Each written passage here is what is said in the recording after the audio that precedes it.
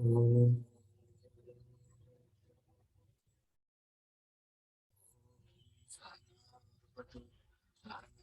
Nattu Saha Viryam Karavavahai Tejasvinavaditamastu Mavid Vishavahai. Om Shanti Shanti Shanti.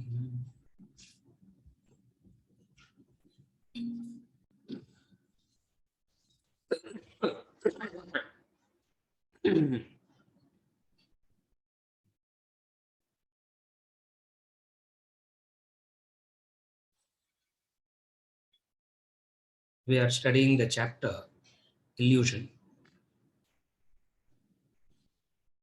We have seen already illusion is that which is an appearance. Illusion in the sense of an appearance. Illusion not in the sense of imagination, hallucination. Illusion means appearance.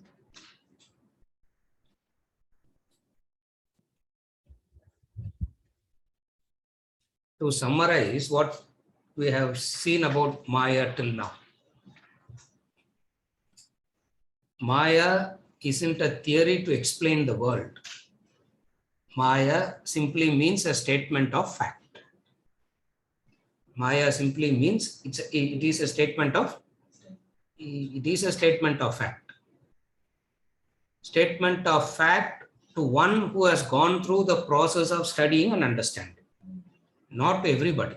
When we say it is a statement of fact, fact to whom?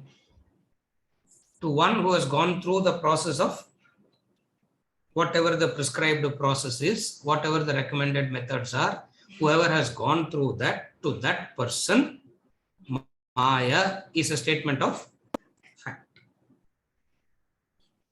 How do we understand it at our level now? Maya simply means describing the sheer contradictory nature of life. Maya simply is an explanation of the paradoxical nature of life. Life is the bundle of contradictions, paradoxes. Maya explains the paradoxes. So, in that sense, it is a statement of fact. What are the paradoxes? What are the contradictions of life? What are the paradoxes of life?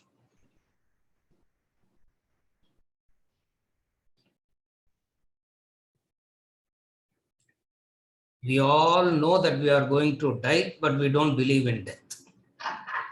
This is the paradox. We all know that everything is changing and changes are unacceptable. The paradoxes. It is known, but not known. It is understood, but not understood. These are the paradoxes of life.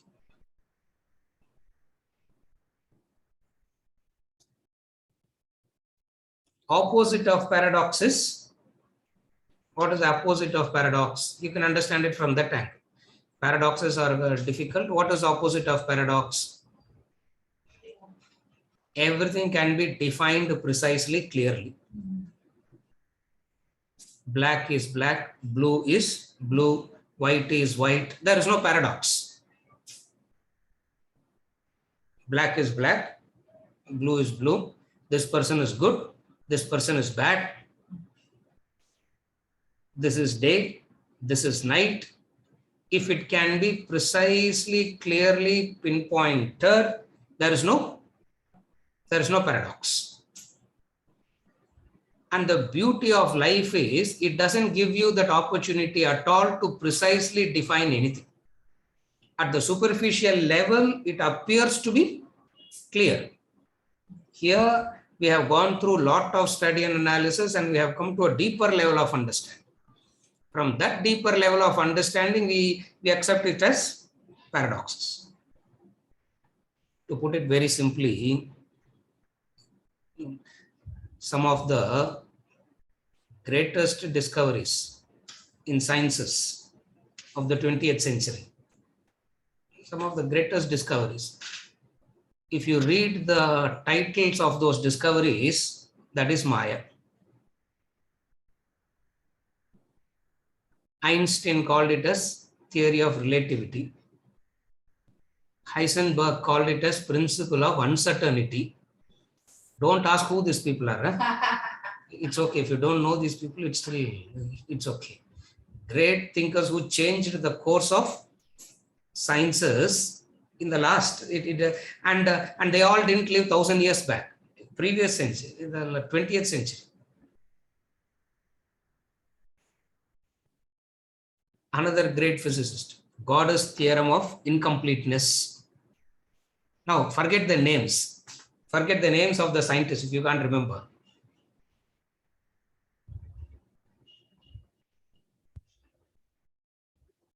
Relativity, uncertainty, incompleteness. This is Maya. This is Vedantic definition for Maya. This is the Vedantic definition for Maya. With certainty, you cannot say what it is. You are seeing it, you are experiencing it, but with certainty, you cannot say what it is. That is Maya. If you are not seeing it, if you are not experiencing it, there's no problem. You see it, you experience it, but with certainty, you cannot say this is it. That's called Maya. Paradoxes of life. These are the paradoxes of life. And Maya simply tells you this is the life is this paradoxes. We may agree, we may not agree. We may be able to understand, we may not be able to understand, but the principle doesn't change. What is it? It is Maya.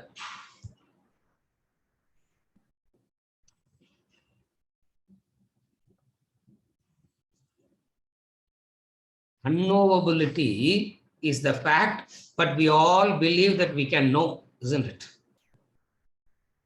The fact of unknowability is the fact of life. But we all believe we can know or we know, isn't it?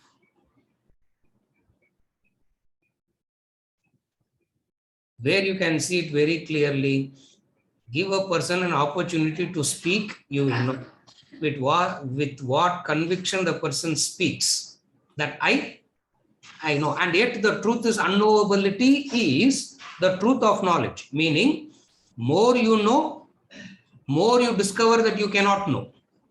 More you know, more you discover that it cannot be known. First they said one universe, and then they said multi-universe, and the multiverse, not multi-universe, multiverse. More you know, more remains to be. This unknowability is the fact of life, and yet the human being believes that I know. The paradox. Able to follow? Insolvable contradictions. Insolvable contradictions. You try to solve, another comes up. You try to solve, another comes up. You try to solve, another comes up. Insolvable contradictions, paradoxes, unknowability is Maya. This is Maya. And in Vedantic knowledge, Maya is given a utmost importance. Not because it says the world is illusion, it says what you see is not what it is. If what you see is what it is, then there is no paradox. What is the paradox? If what you see is what it is, there is no paradox. What you see is not what it is. That's the paradox. Then how do you know? Then how can you know?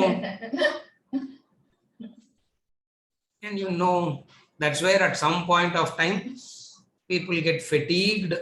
They give up the chase and they say, these people just quibble with words. They just play with words and they keep talking something which is absolutely has no meaning at all, and they give up. At some point of time, people get fatigued and they give up. Why? Because the paradoxes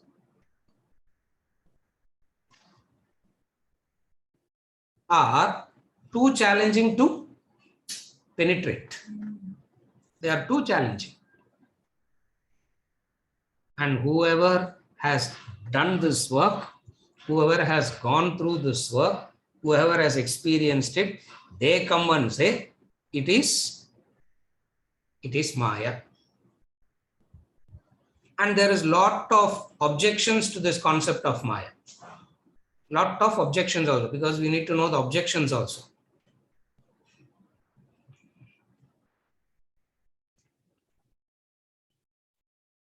Group discussion points is Allah. I'm giving points for group discussion. Yeah.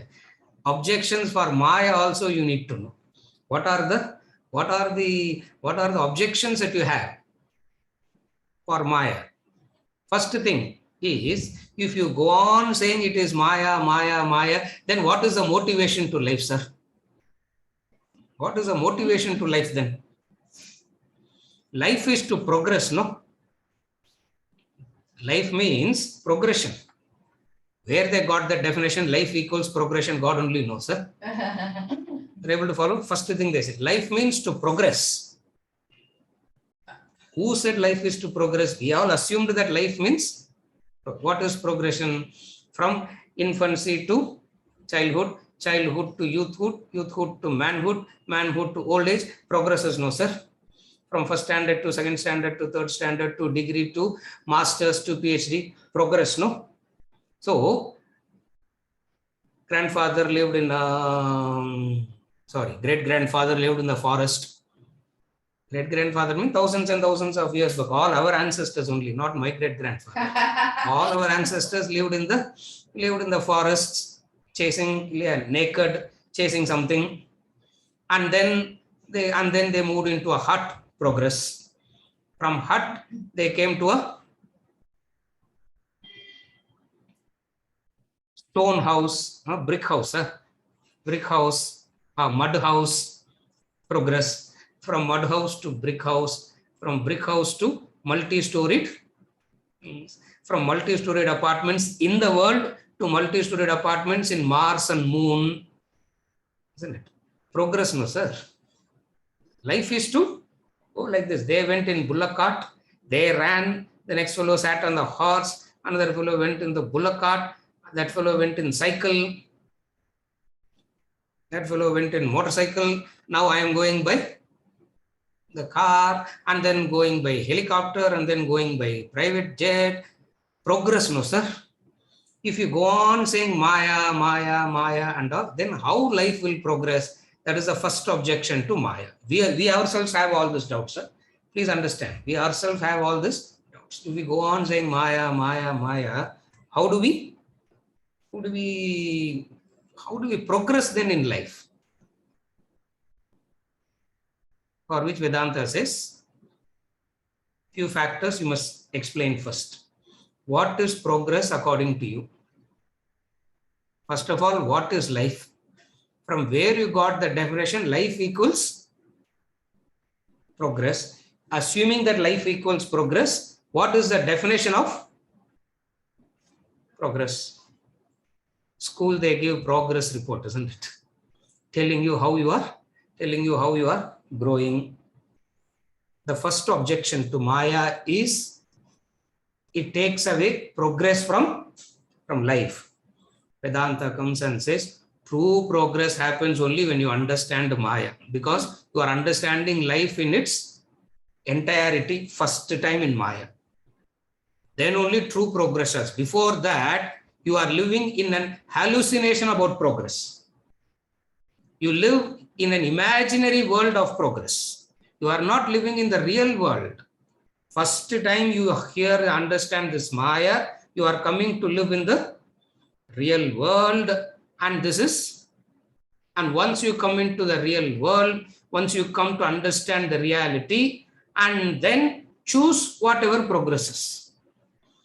So before going life equals progress, Vedanta says, understand life. And what is life?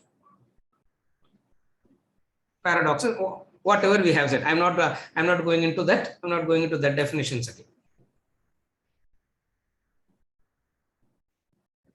Second objection is,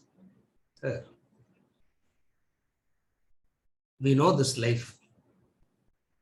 Make best use of this life. Why bother about all these abstract principles? We know this life. Make best use of this life and try to do good as much as possible, sir. Not in a selfish manner of indulgence. You know this life. Try to do as good. Try to be as good as possible and move. Why bother about all this? For which Vedanta comes and says, you can't take that stance because life will not allow you to relax like this. Life will not allow you to relax. Why life will not allow you to relax? Because we all seek to go beyond what we know. There is always the seeking beyond what we know, and it will not allow you to have this contentment, the quest for freedom. Therefore, these are all the objections to Maya. Third objection to Maya is the very misunderstanding or wrong understanding of the word Maya itself. The third objection is the very misunderstanding of the word Maya, where all religions object to this Maya.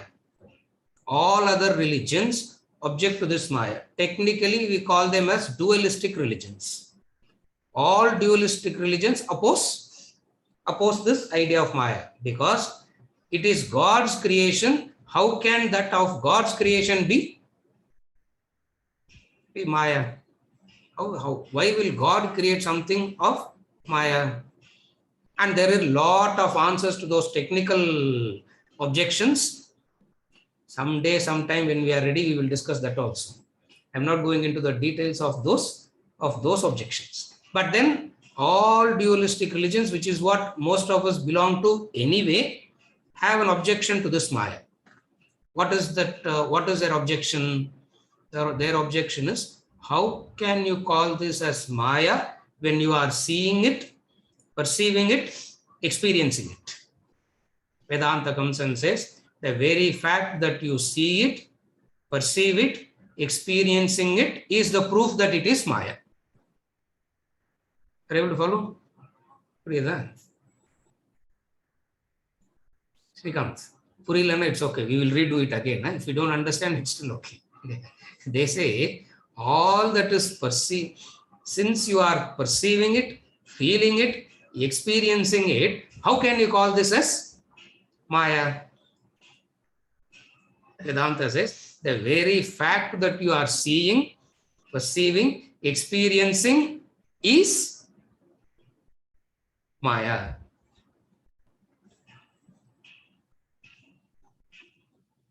Finally, there is an extraordinary definition of Maya. With this, we will start going into the text. Because I can go on and on and on giving introduction to this word Maya itself. I can go on introducing. And finally, there is a beautiful description of this Maya. What is Maya? Maya is that which makes you believe you are ignorant, limited. Maya is that which makes you to believe you are ignorant, limited. A great man, it's not my definition. Sadananda, beautiful book he wrote, Vedanta Sara. Vedanta Sara means book of definitions. There are so many people who have written book of definitions. It's not a textbook. They just take words and they define those words. And these Vedantic words are so terse, how much ever you define, something is still missing in that.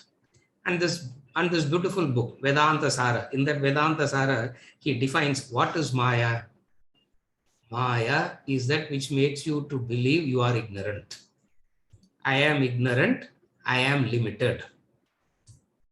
The conviction, the belief that you are ignorant in the sense of limitedness. That is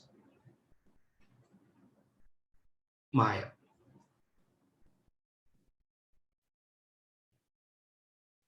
Personally, this Maya, long back, I read one of the lectures. That was the time I was introduced to this word Maya itself.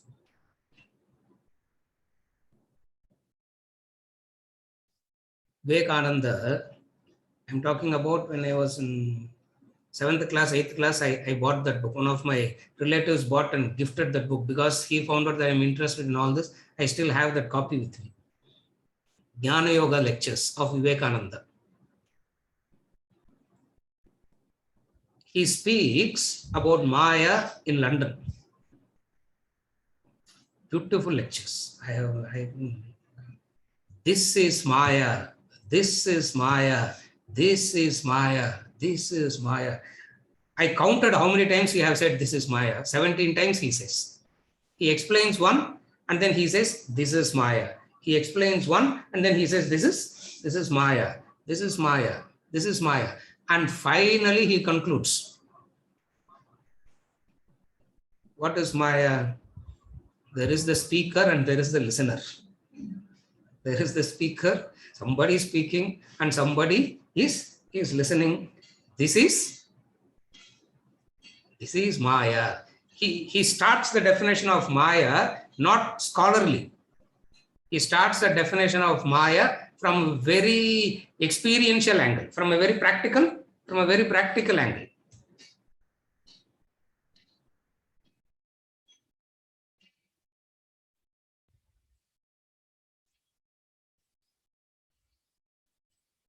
The son is very abusive of the mother, ill-treats the mother, disrespects the mother, and the mother still can't let go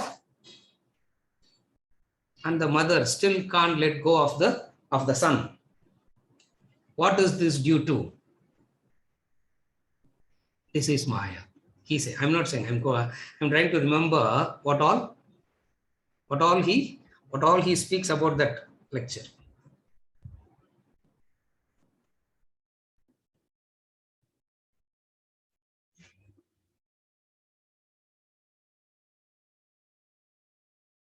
Limits of happiness. He says, what is the limitation to happiness? Limitation to happiness is nothing but redistribution of misery, he says. What is happiness that you experience? You are distributing your misery from one to the other, and yet it makes you to believe that you are experiencing happiness. This is Maya. Rheumatism, he gives example. That's where he gives example of rheumatism. What is rheumatism? It moves from one joint to the other joint. What is happiness? Redistribution of misery, he says. It's redistributing the misery. What is redistributing the misery? From the eye, you take it to the nose. From the nose, you take it to the dental. From dental, you take it to the joints. But pain as such doesn't leave.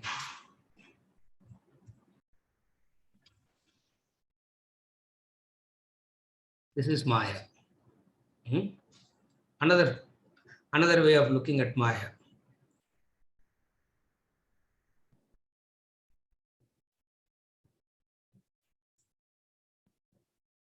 Remember this, your increase of enjoyment is geometric proportion to suffering. Mathematically, Srikanth, your Increase of enjoyment is geometric proportion to suffering. More you increase your joys, more vulnerable you become to suffering, and the suffering that you experience will be great. Correct? Then why people do it? Then why everybody is chasing it? Maya. Why the moth goes around the flame knowing that it is going to get burnt? What is it that is attracting the moth to the light, eventually to get burnt? What is that which attracts? He says, Maya. He goes on and on and on. Maya.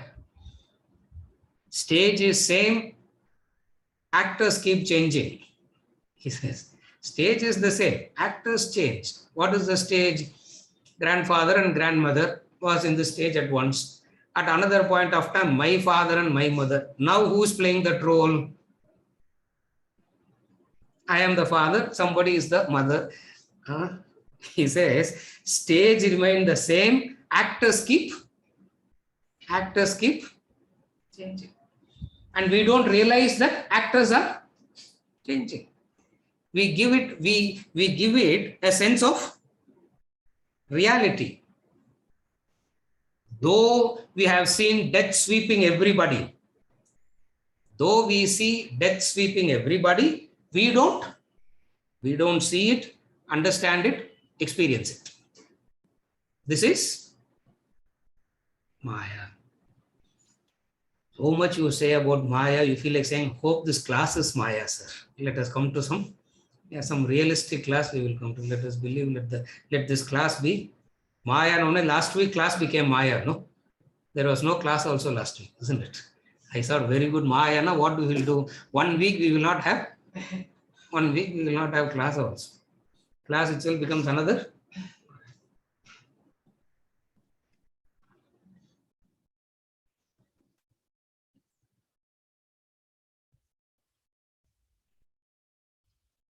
Suffering is necessary for growth is the law, but we do exactly the opposite. Maya.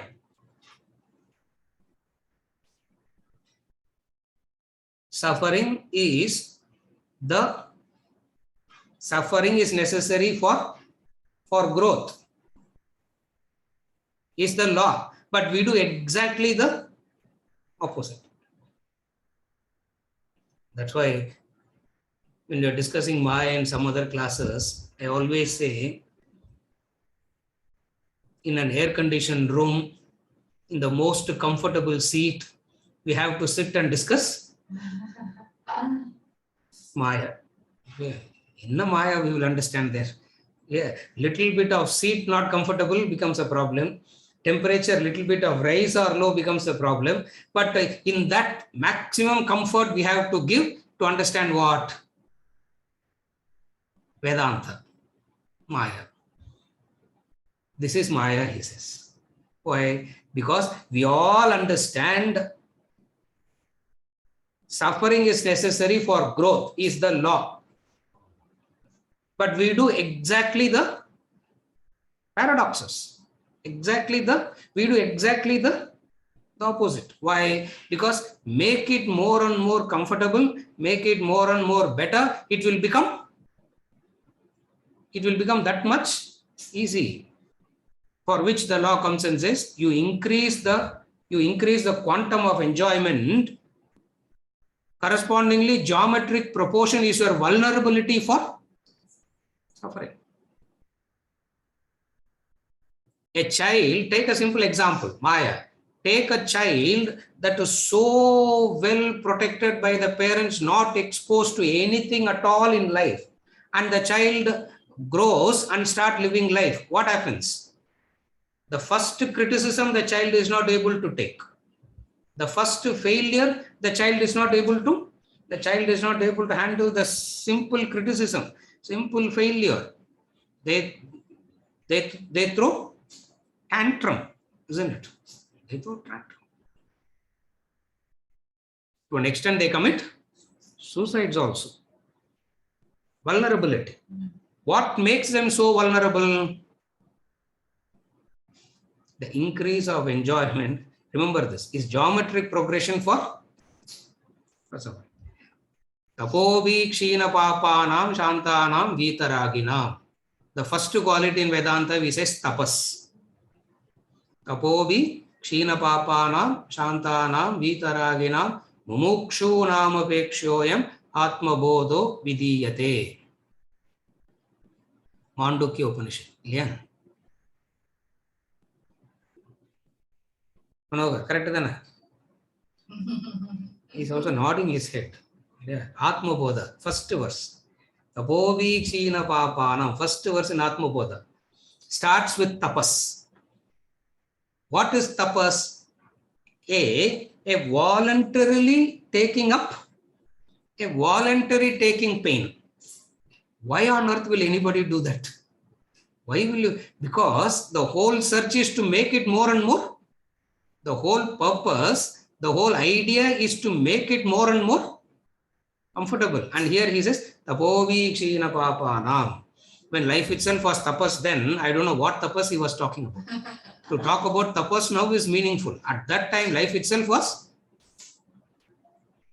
yeah, from birth to death, everything was tapas. No, isn't it? No light, no proper shelter, no proper food, everything. Life itself was tapas. At that point of time, the Shastra say, do tapas. And what is tapas? In understanding that you voluntarily take up certain disciplines. You voluntarily take up certain disciplines. Maya will not allow you to. This is Maya.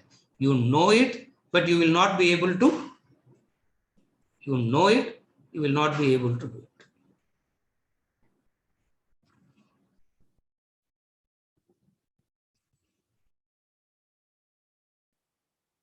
Children, they say, little bit, they say, go, make them go out and allow them to play in the sand, in the mud, little bit, no? For little bit, they tell to expose the child, no, to something. Why? To make them fall sick, huh?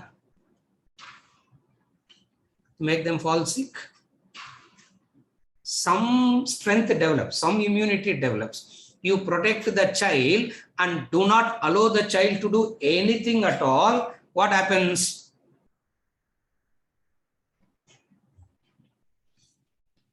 Little bit of breeze that carries a little bit of dust is enough.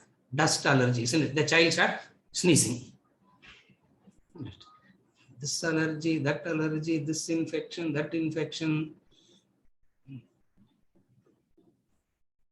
First I thought, okay, booster dose, third booster dose we should take. Why to take the third booster or not?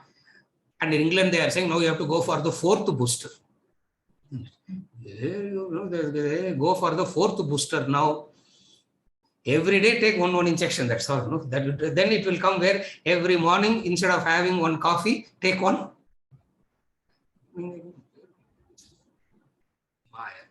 Everything that is associated with life is Maya. To summarize all this in one word, we are going to the text now. To summarize all this is in one word, what is Maya? What you see is not what it is. What you see is not what it is. If what you see is what it is, there's no Maya. If what you see is what it is, Ramana Maharshi says, if what you see is what it is, you can quench your thirst from the mirage, he says. If what you see is what it is, you can quench your thirst from the mirage. But you can't quench your thirst from the mirage. Why? Because what you see is not what it is. This is Maya.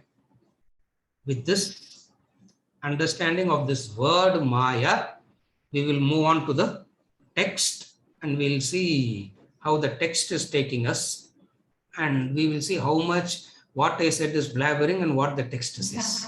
We will see that also now. We'll read the text. Venkat.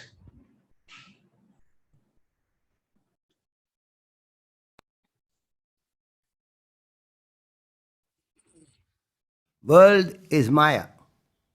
In truth, the solid seeming world is merely an illusory projection. Vedanta calls it Maya. Ma means not. Ya means that. Maya means not that. You ask if this world is real. Vedanta says it is Maya, not that. No. How can the world be real when it is transient, fleeting, passing? The world does not exist at all times. It disappears in deep sleep. It is also said to dissolve completely upon self-realization. The world does not stand the test of reality. Reality is something that lasts forever. The world, therefore, cannot be real. Then, is the world unreal? Vedanta says, Maya, not that. No, it is not unreal either. For the reason, unreal means that which never existed, like the horns of a man or flowers in the sky. This cannot be applied to the world because the world exists for you now. Hence, it cannot be unreal. If the world is neither real nor unreal, can it then be partly real and partly unreal? Vedanta says, Maya, not that, no. World cannot be partly real and partly unreal, for reality and unreality cannot coexist. Thus, the world you experience is neither real nor unreal, nor partly real and partly unreal. It is Maya, a mere illusion. Analyze a dream. The dreamer and the dream world are rejected by the waker as unreal. But the dreamer swears by the dream world, considers the dream world a solid reality. The dreamer and the dream world appear simultaneously. The dreamer would never accept that his life has commenced just a few minutes back. The dreamer declares he is 40 years old. He can account for those years in great detail. He goes over to his university and points out his name in the list of its alumni. Next, he asks the principal of his high school to confirm his term therein. He even shows the municipal records wherein his birth was registered. Moreover, the dreamer swears the dream sun and moon, the hills and dales, rivers and lakes have been there for ages. The dreamer considers everything in the dream to be real. With all those proofs, the dream has lasted only 6 minutes. Now carefully scrutinize the waking state. The waker and the waking world also appear simultaneously. The waker declares emphatically that he is 50 years old. Like the dreamer, the waker also has a history of his own and can account for his entire life, bring up his university, high school, and birth registration exactly as the dreamer has done, and substantiate the period of 50 years with proofs akin to those of the dreamer. The waker also swears by the world of the waking state that it has existed for ages. He pledges the sun and moon, the hills and dales, rivers and lakes in the waking state have all been there forever. The nature of the experience the waker goes through is not any different from that of the dreamer. Both the waker and the dreamer swear by the world that each experiences, even as the one negates the other's world. Vedanta declares that you now as the waker cannot claim any more reality of this waking world than you earlier as the dreamer had claimed of the dream world. Now, what he's saying is, what is Maya? So many things we said Maya. What is Maya?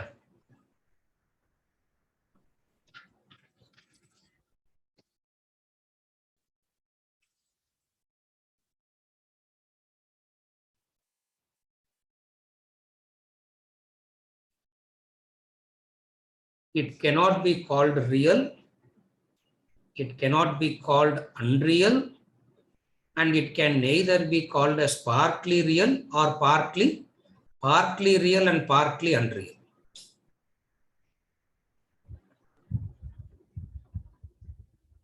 Anything you conclude, that conclusion is Maya. That's what Vedanta says.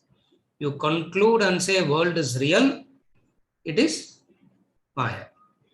You conclude and say world is unreal, Maya. Partly real, partly unreal, that's a confused category.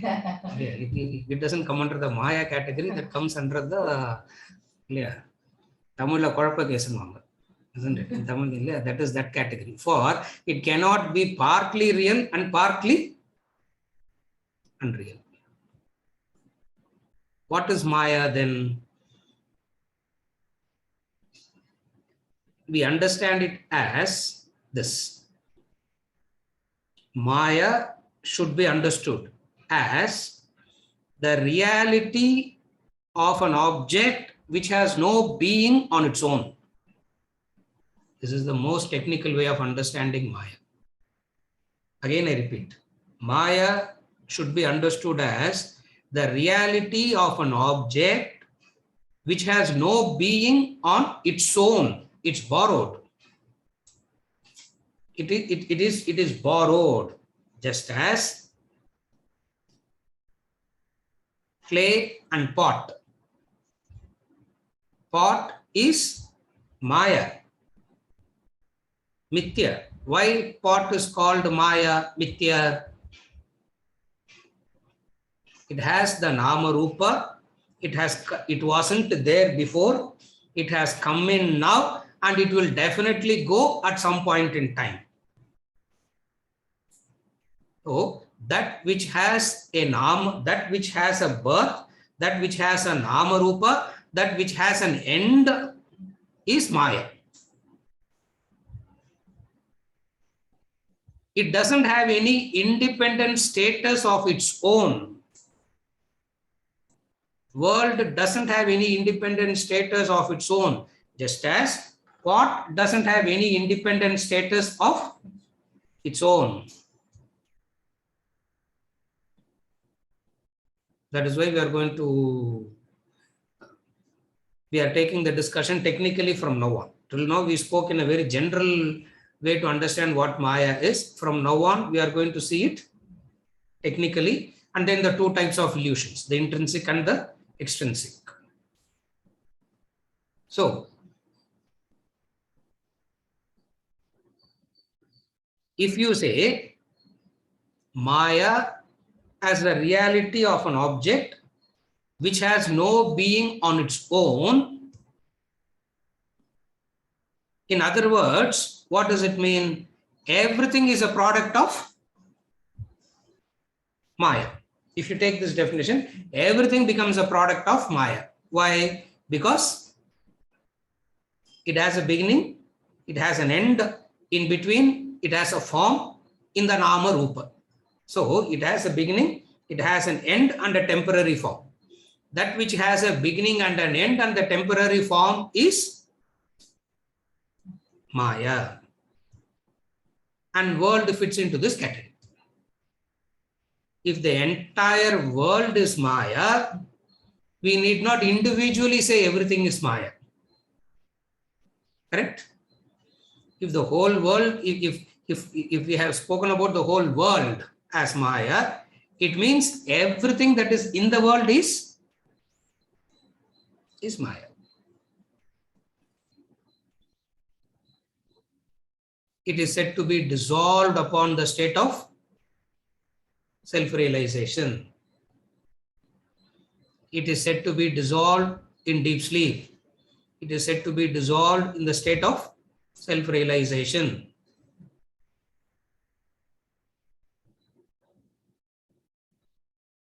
This is where the objection comes. If it is said to be dissolved upon self-realization, who is teaching whom? Who is talking to whom? For the self-realized master, there is no world. Then who is he talking to? Manohar. Ramanuja says, therefore this entire concept of Maya is absurd, he says.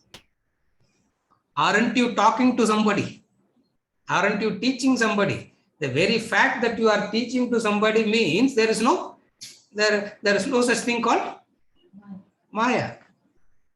So the very fact that you are teaching somebody that this is Maya is Maya. Therefore, there is no such thing called Maya and all. It is real. Otherwise, why will you teach? These are all the objections. And very difficult is this Maya, because that very definition of Maya is anirvachaniya, indescribable, undefinable. What is the right word? Undefinable, indefinable, any word doesn't matter. You cannot define it precisely. And don't go on saying that it cannot be defined as the definition. What is the definition of Maya? It cannot be. It's not that it cannot be defined. Is not the definition. It cannot be defined. Exposes the limitations of the instruments that it is trying to understand. You're able to follow. So because the straight question that people ask is, upon realization, if it is said to dissolve, then who is teaching? Then who is teaching whom? Who is the guru? Who is the Sishya? Where is the guru? Where is this? Because the very guru Sishya difference itself is Maya, no? How do you reconcile all this? How do you understand all this? That's where you need some deeper thinking. That's where a lot of reflection is required.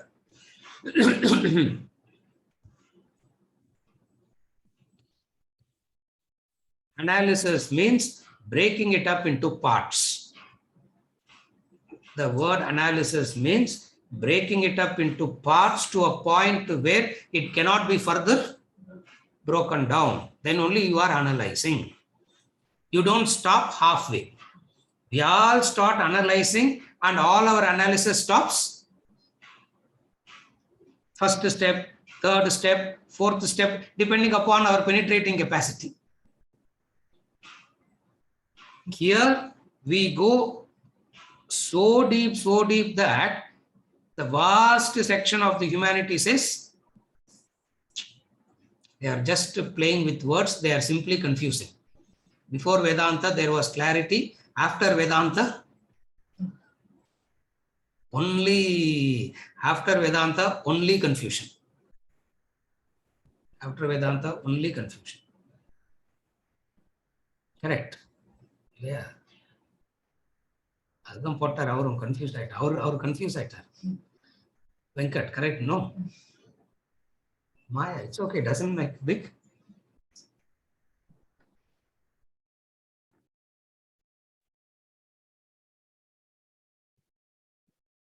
the moment there is a creation, the moment you see something, forget about creation, you see something first. You see it, it is created. Theory of perception, we have seen that. Oh no, oh, not in this class. In Vedanta treatise. You see it, it is created. You don't see it, it is not. It isn't there. So seeing is creation, not seeing it is no creation. Seeing means it could be physical, it could be intellectual. Seeing doesn't mean only physical. Seeing means it could be physical, it could be intellectual also.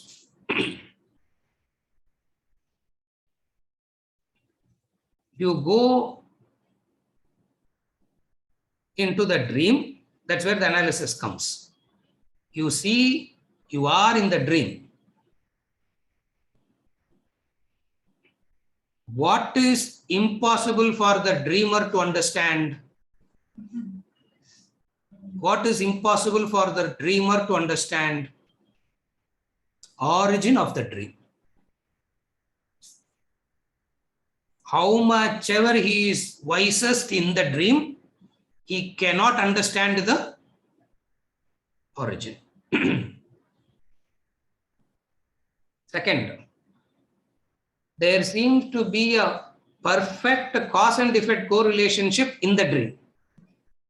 He cannot know the origin of the dream. Second, that he experiences in the dream is a perfect cause and effect correlation.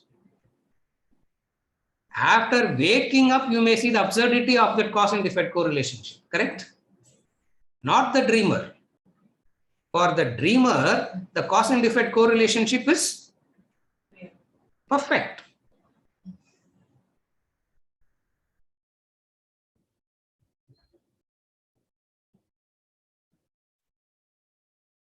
A dreamer will never have a doubt. How can the elephant fly?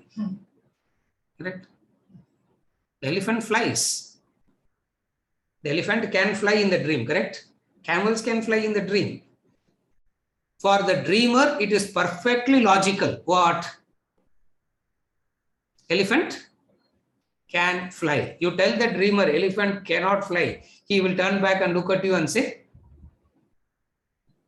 what are you talking? Elephants can fly. After coming out to a higher plane, after transcending it, the very cause and effect correlation itself is meaningless. So second thing is what? First is the dreamer cannot know the origin. Second, the dreamer cannot know is he sees a perfect cause and effect correlation and he can never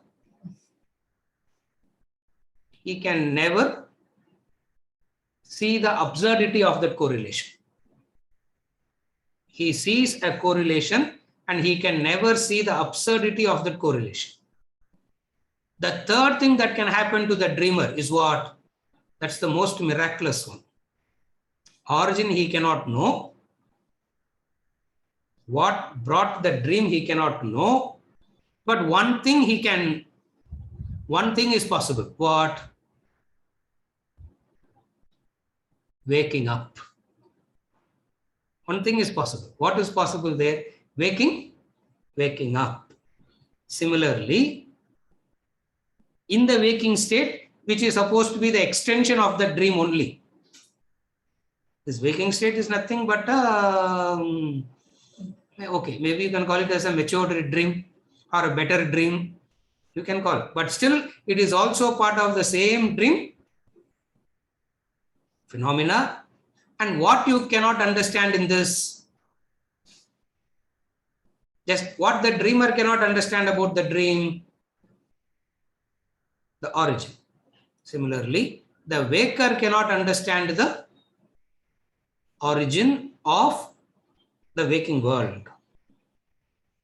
That is where what we left as Maya, the first three paragraphs we left as Maya. Venkat, correct? Huh? The first 3 paragraphs in the book we left as Maya. We will study that also. We will not leave it. We will study that. Okay, I knew, but then I didn't want to. Maya. The origin. Origin is baffling. It can only baffle you, but you can never. It can baffle you, but you can never know it. Just because it is baffling, just because you can ask questions, doesn't mean you can you can understand the answer. You know that in logic, most of the times in teaching, this is the problem. A student who is not prepared also will ask the same question. The answer also will be given, but because of lack of preparation, the answer cannot be understood. And just because you are asking the question doesn't mean you can understand the answer. Then a newspaper press conference, how dare you know? You simply answer the question. The very fact that I'm asking the question means I should be able to understand the answer. What we understand in life is what? Just because you ask the question doesn't mean you can understand the answer. Why? Preparation is necessary to understand the answer. Just as the child asks, why is pink pink? At what age the child asks, why is pink pink? Why is green green? At the age of 4, 5, the child asks this question. When it can understand the answer?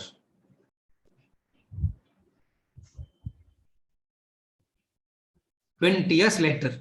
Okay. It takes, question is asked, then preparation has to be done to understand the answer.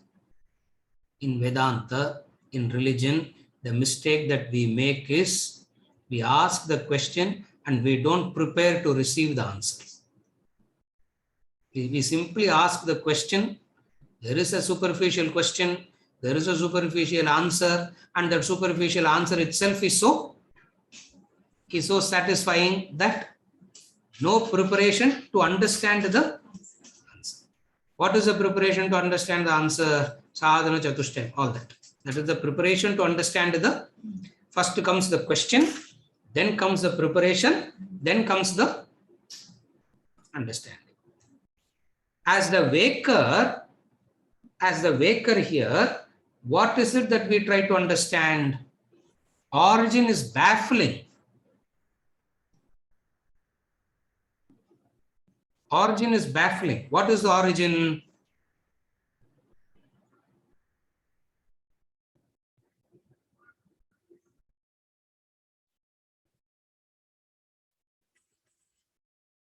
When was this world created?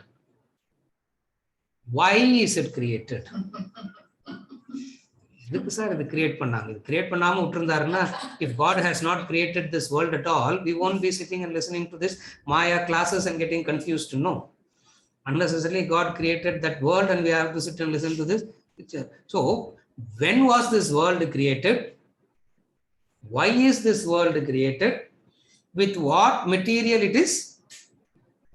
These are all the questions that a human being asks about the origin of the world. And then Vedanta gives 2 answers. To an elementary level student, there is an answer.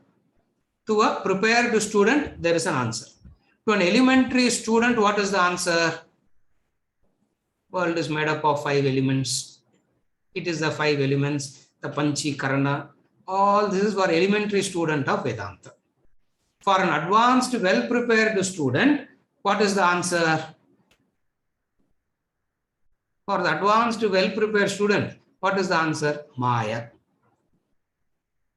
Maya is the answer. Able to follow? To tell that initial level it is Maya will not give that person any understanding. He will simply say, தெரியலங்கிறதுக்கு எப்படி சமாளிக்கிறாங்க sir? Instead of saying I don't know, எப்படிலாம் they are covering it up, making you to believe that why can't they simply say I don't know? Vedanta says the origin you can never know. Why you can never know the origin? You being the product of it, the product can never precede the producer. The product, I cannot be before my father and mother. How can I be there before my father and mother? I cannot. The product cannot precede the producer. Who is the product? You are the product. We are the product. Since we being the product, what we cannot understand, origin is baffling, but there is no answer to that. And the entire sciences try to find an answer to that. Vedanta also in the initial stages through the Puranic stories, it gives you origin also it gives. This yuga was created for the, I don't know, whatever time they give, sometime they give, some day they give, it started at this day, it will end at this day. Some stories are given.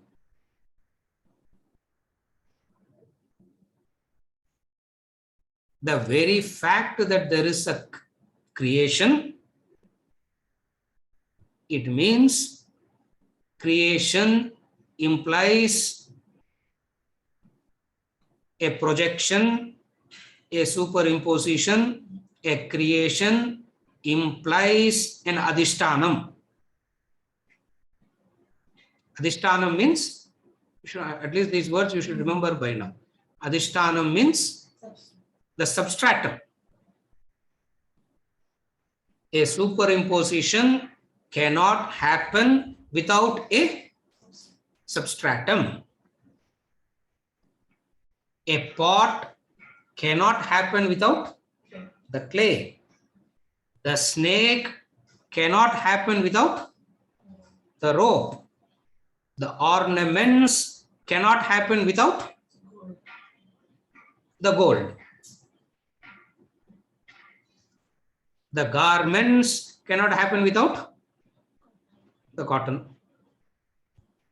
The ghost cannot happen without the post. Yeah, so many examples.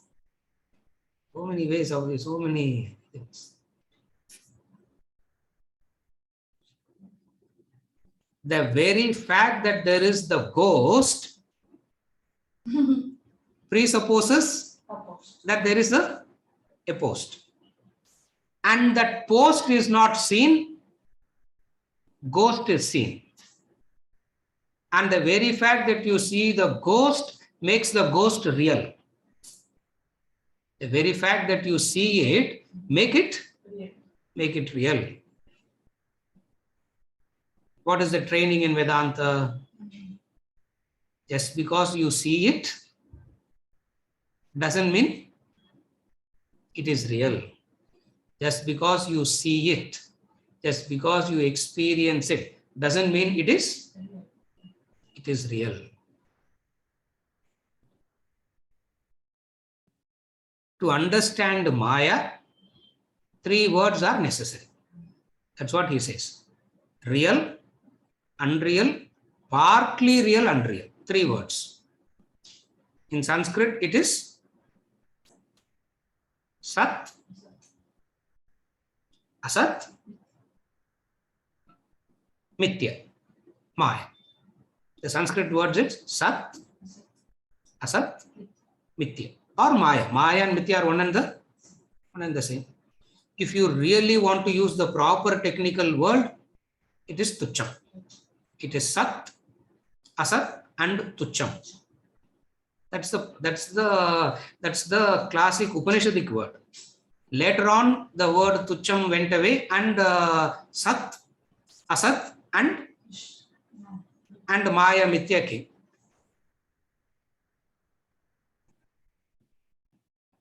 We used to use the word Tucham, no? In Tamil also. Colloquially, we used to use the word tucham, isn't it?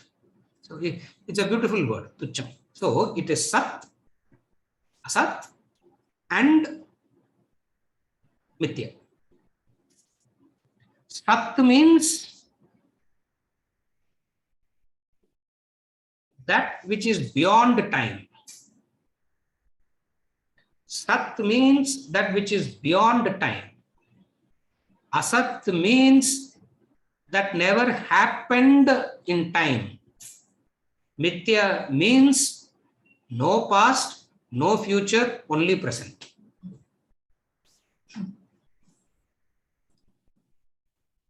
Guru, this is how you have to analyze. This is how you have to take words into analysis.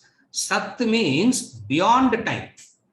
Since it is difficult to comprehend beyond time, we say that which exists in all periods of time. But to understand it properly, you say Sat means that which is beyond time, meaning not bound by time at all. Asat means that which never came into the purview of time. And Sat and Asat can never mix, because how can that which is beyond time and that never came into the purview of time meet? That cannot exist. Then what is this world that you are seeing?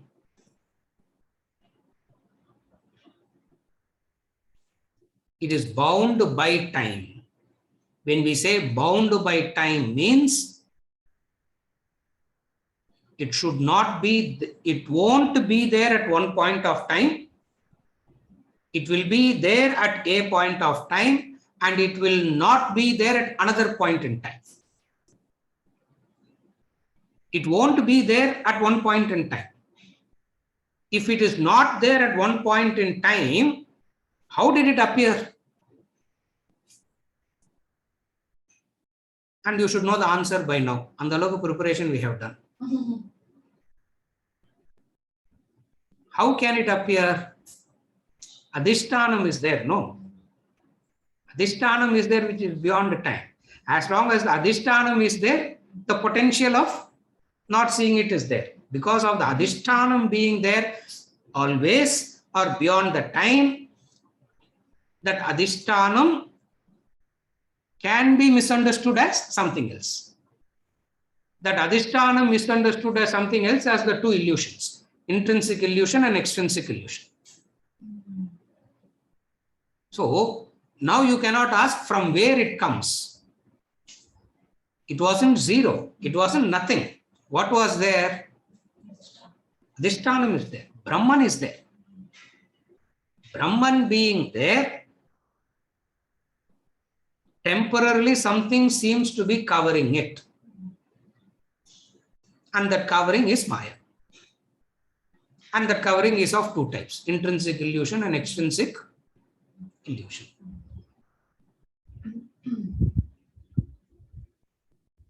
Etymological meaning of the word Maya. We saw it, I think. Etymological meaning.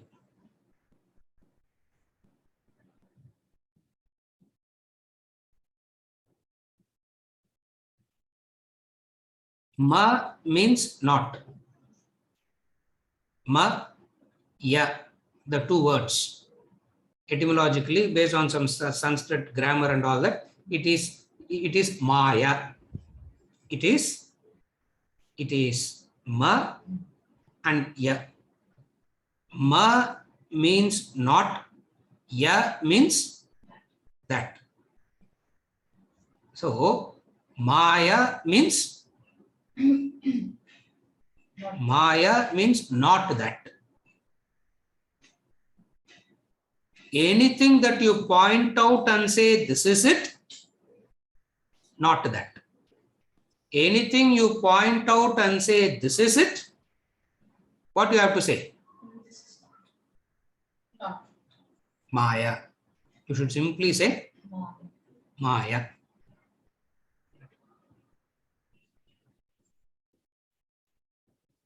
You are the most useful person in life, sir.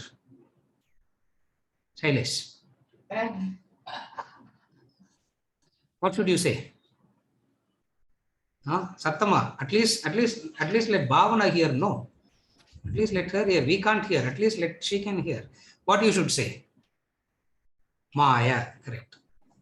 You are the most useless person, Shankar.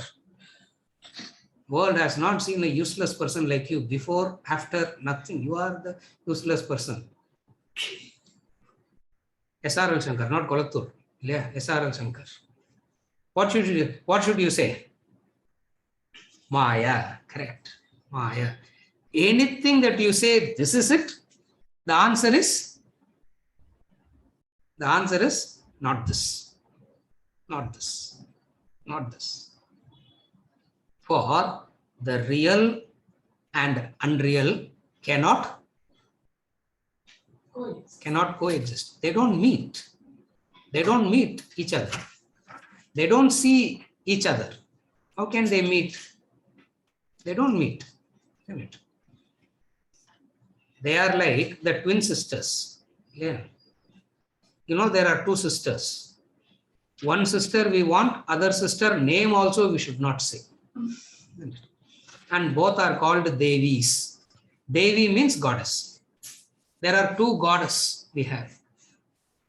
One goddess name I will say, other goddess name you don't say. Yeah.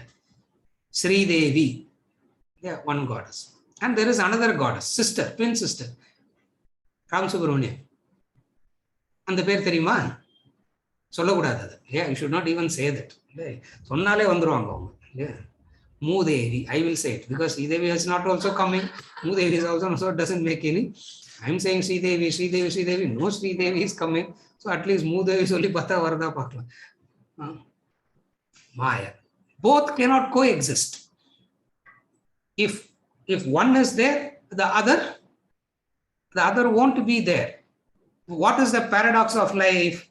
The paradox of life is both. The paradox of life is both coexist. So, what is the definition of Maya? Not that. Simply not that. Anything you can keep talking and you can keep saying. That is where saying Maya is not manana, is nididhyasana. Is a discipline of nididhyasana. Anything that you encounter, you keep saying Maya. Anything that you encounter, you say Maya. It's not a reflection. You have done enough reflection and you are so convinced and grown that you say it is Maya.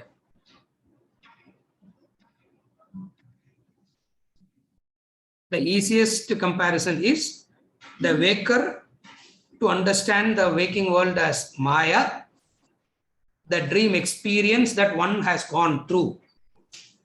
The dream experience that one has gone through, Vedanta makes use of that experience that we have gone through as a dreamer to project and say, waking world also is a phenomena like the dream.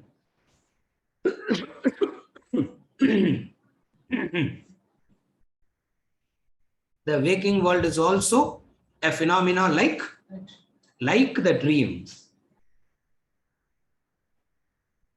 Mandukya says, not like the dream and all, it is dream only. Mandukya says, why like the dream and all and complicate it? Simply say it's a dream.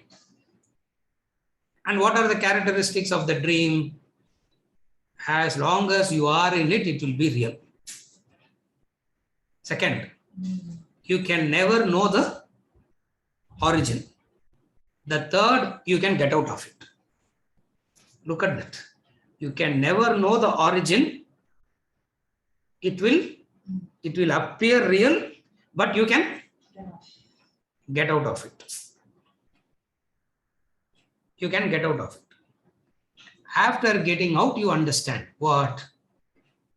You were never in it. What is the state of realization? The state of self-realization is that which you understand that you are never bound. Bondage never happened at all is the state of realization. Moksha is a realization that you are never in bondage. Moksha is not something that I was in bondage, I am free now. That is Maya. If you say, I was in bondage, now I am free, this freedom that you are experiencing is also another bondage only. So what is realization? What is self-realization? What is God realization? What is Aham Brahmasmi stage?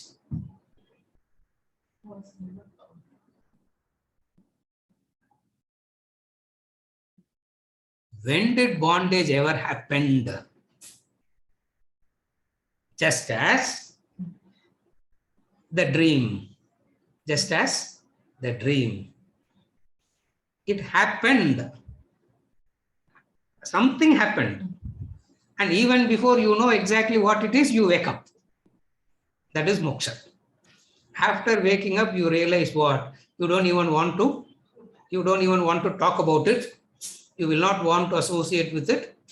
Neither you will want to go back. Yeah, that is the meaning of waking up is, howsoever fantastic it was, you will never want to.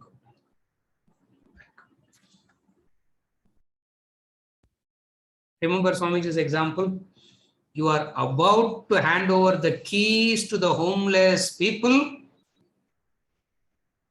As you are about to hand over the key, you trip over the carpet and fall and you wake up. Will you want to go back and give the keys and come back? I have woken up, sir, but people are in the dream, no, still homeless, waiting for me to come and give the key. At least I will go and give the keys and come back. It means you have not. It means you have not woken up. Manogar. Then what is this wise man talking to us? If the world is dissolved, what is this wise man talking to us? Wise men are not talking to us. Wise men are not teaching us. They are simply stating a fact. You are that. Purida? They are not. See, teaching is something that you don't know. I have to come and tell you, know it. In Vedanta, we don't call, in the true sense, it is not teaching at all. It's a simple statement of fact. What is a simple statement of fact? Tattvamasi Shvetaketu. You are that already. It's not a teaching. It's not a teaching. I didn't know mathematics. I was taught mathematics. I didn't know science. I was taught science. I didn't know I am Brahman. I am taught I am Brahman. Huh? You can't put that in the same category. You can't put that in the same category.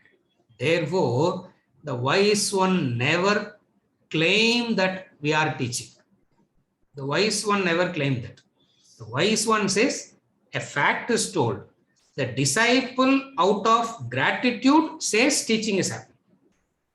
Are you able to follow the difference? What world? Who is teaching whom? Remember Ashtavakra and Janaka's conversation?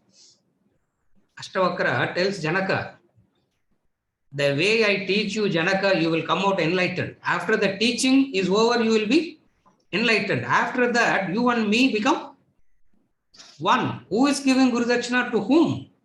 Who will give Dakshina to whom? All this drama of I am the teacher, you are the student, I sit above, you sit below, Guru Dakshina, Guru Purnima, appeal letter.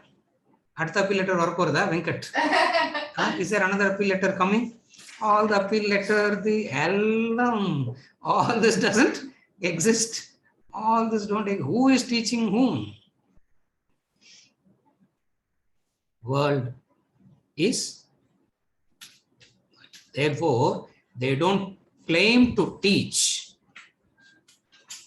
because it is not that the enlightened master teaches us and we become Brahman. We are that already. As a Sishya, not having woken up, what will you do? As a Shishya, not having woken up, what will you do? You will make every effort to wake up, that's all. That's why they say first wake up and rest and all we'll talk later. First wake up. That is Ramana's style.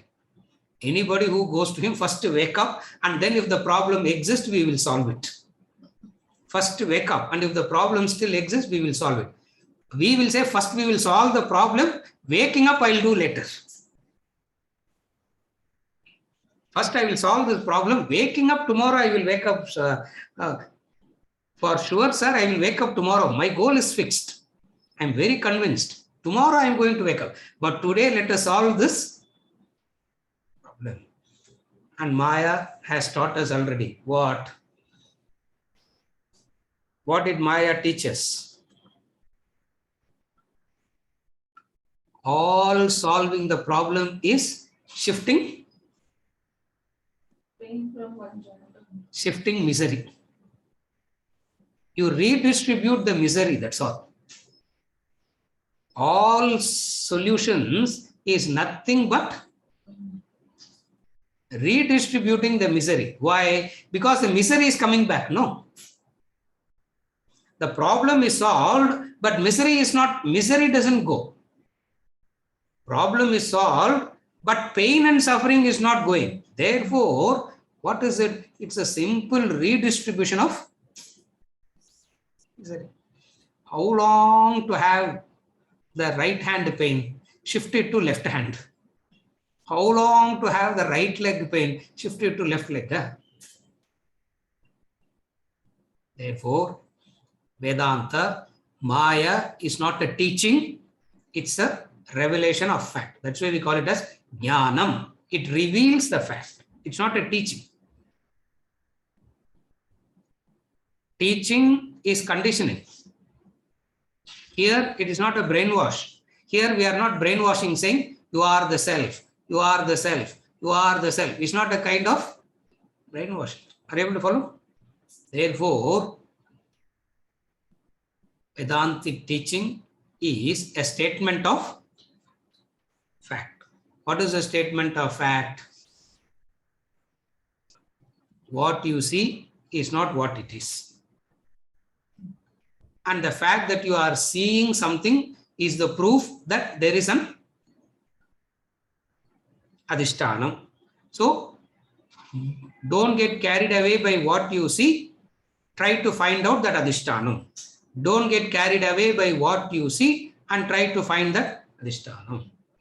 And what do you see is so real because you are affected by two illusions, intrinsic and extrinsic. Next week, what we will do, chapter 7, the illusory world, first paragraph length we will read. Venkat, the origin of the world we will read, world is Maya also we will read, then only we will go to the two illusions. Because Venkat got so carried away by Maya, the first three paragraphs he dismissed it as Maya. Vanan Aure he decided. And then he realized it. Then he will redo it again. Is it okay? We'll continue the discussion Maya and the two illusions next week. Mala has posted a question. Oh, Mala has. I thought she's not there. I'll run away, I thought. Andurra. Does it mean that those that we do not experience or perceive is real or Brahman? How to read that question properly now? Does it mean that those that we do not experience or perceive? What is this question? Is anybody able to understand this question? Does it mean that those that we do not experience or perceive is real or Brahman?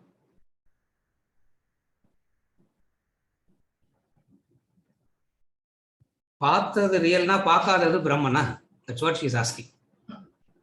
If all that we see is unreal, then what we don't see is Brahman. No. That is also Maya only. Because you have conceived of something as not seen. No. That is also Maya only. Seen, unseen, all belongs to the category of Maya. All belongs to the category of Maya. So yeah, with this we conclude for today and we continue next week.